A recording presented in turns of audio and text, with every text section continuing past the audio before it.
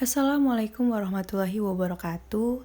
Halo teman-teman semuanya, bagaimana kabarnya hari ini? Semoga dalam keadaan sehat selalu ya, amin.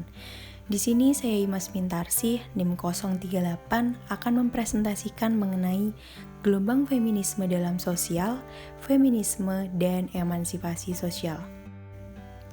Oke, kita simak sama-sama ya.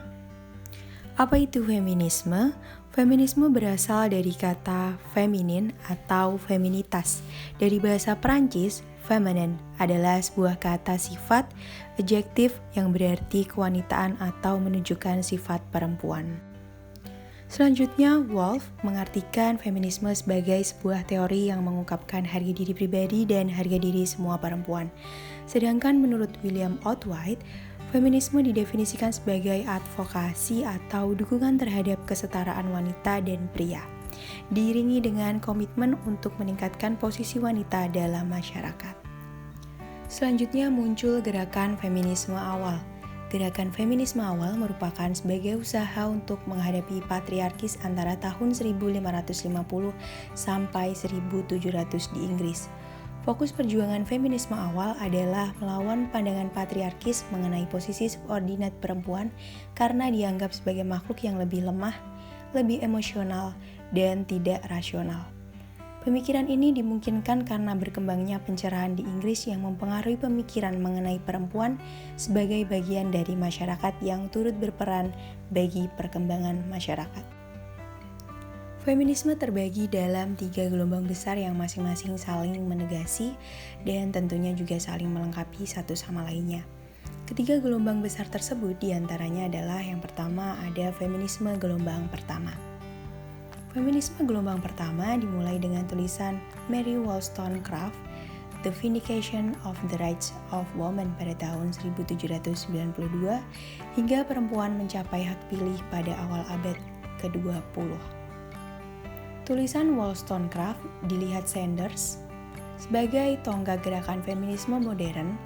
Wollstonecraft menyerukan pengembangan sisi rasional pada perempuan dan menuntut agar anak perempuan dapat belajar di sekolah pemerintah dalam kesetaraan dengan anak laki-laki.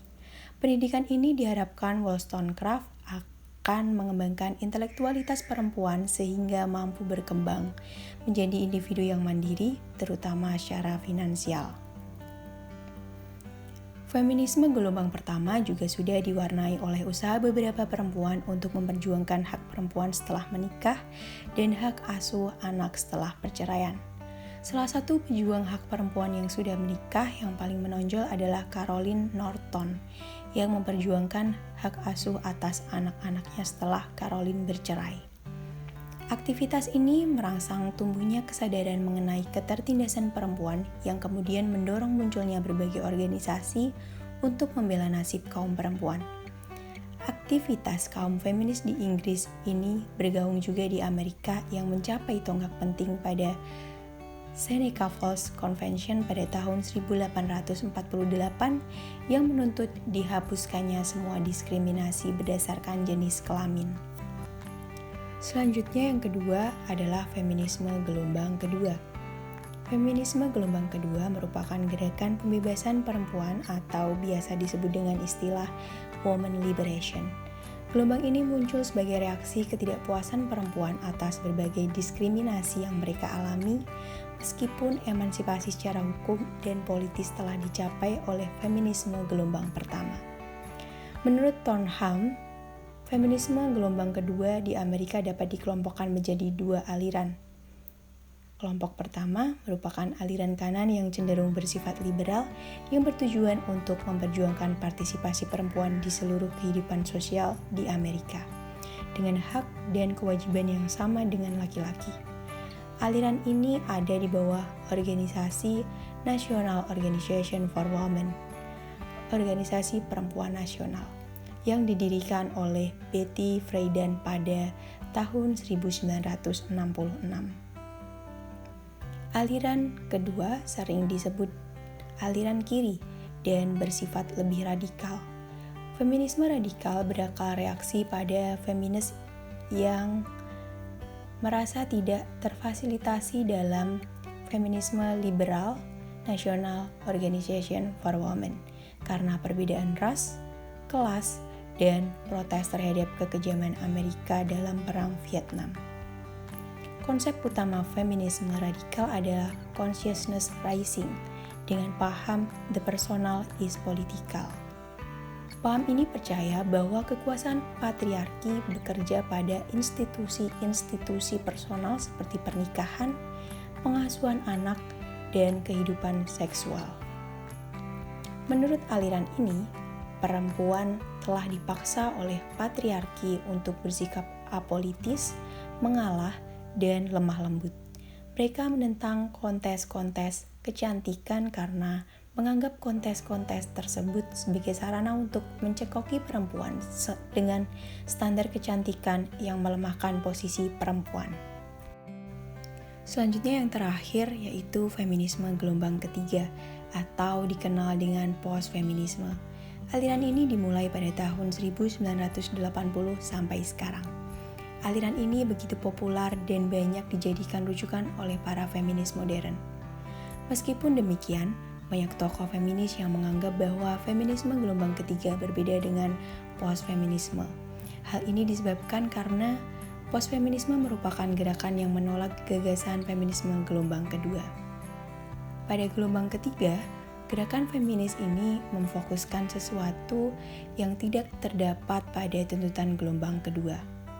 Gerakan ini masih melihat adanya perbedaan laki-laki dan perempuan dalam ras, etnik, atau bangsa tertentu. Mereka menuntut keseragaman dalam mendapatkan hak antara orang kulit putih dan hitam. Karena dalam sejarah, perempuan kulit hitam lebih menderita daripada perempuan kulit putih. Aktivis feminis pada gelombang ketiga sering mengkritik pada feminis gelombang kedua yang kurang memperhatikan perbedaan antara laki-laki dan perempuan dari segi ras, etnik, dan bangsa. Kemudian dari ketiga tahapan atau gelombang tersebut melahirkan berbagai aliran dalam tubuh feminisme itu sendiri, seperti mencakup 4 aliran feminisme yaitu yang pertama ada feminisme postmodern, yang kedua feminisme multikultural, yang ketiga feminisme global, dan yang keempat ekofeminisme. Seperti masing-masing gelombang dalam feminisme, keempat aliran ini juga saling menegasi serta saling melengkapi satu dengan yang lainnya. Selanjutnya, feminisme dibagi menjadi beberapa aliran. Yang pertama, ada feminisme liberal. Feminisme liberal sejak awal telah berasumsi bahwa kaum perempuan lebih dianggap sebagai masalah bagi ekonomi modern dibandingkan dengan kaum laki-laki. Yang kedua, feminisme Marxis. Menurut feminisme Marxis, pertanyaan tentang perempuan harus diletakkan sebagai bagian dan kritik terhadap kapitalisme, terutama pada sistem mode produksi. Yang ketiga yaitu feminisme radikal. Wanita ditindas oleh sistem-sistem patriarki.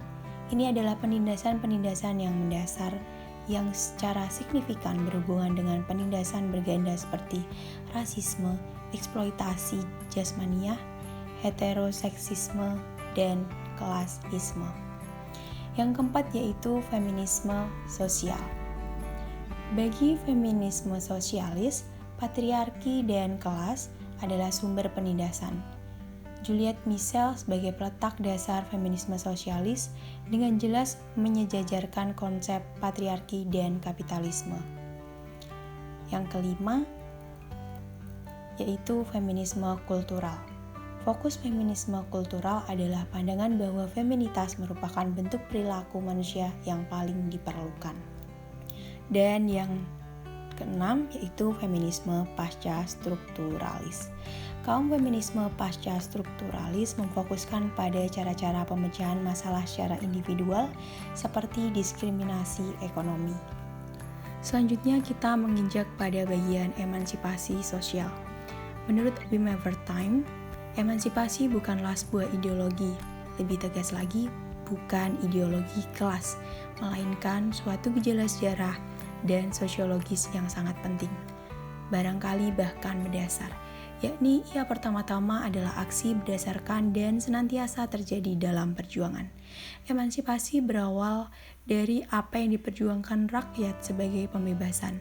Sejarah sebagai bangsa menunjukkan adanya 3 tahapan emansipasi.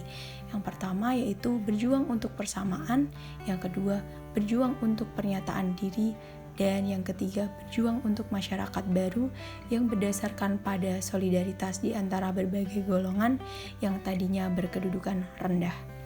Emansipasi sosial sebagai aspirasi mewujudkan masyarakat bangsa yang merdeka, adil, maju, dan bersatu, tertuang dalam pembukaan UUD 1945. Ayat Al-Quran menjelaskan hubungan persamaan antara pria dan wanita terdapat dalam surat Al-Baqarah ayat 228 yang menjelaskan makna kesetaraan dalam ayat ini. Ibnu Jarir At-Tabari menyatakan bahwa kewajiban yang harus ditunaikan oleh suami dan istri masuk ke dalam makna kesetaraan dalam ayat ini. Sebab Allah telah menetapkan hak bagi suami dan istri yang menjadi kewajiban bagi pasangannya. Artinya, setiap suami dan istri itu mesti memenuhi hak pasangannya sebagaimana pasangannya memiliki kewajiban menunaikan hak-haknya. Sekian presentasi dari saya, kurang lebihnya saya mohon maaf. Wassalamualaikum warahmatullahi wabarakatuh.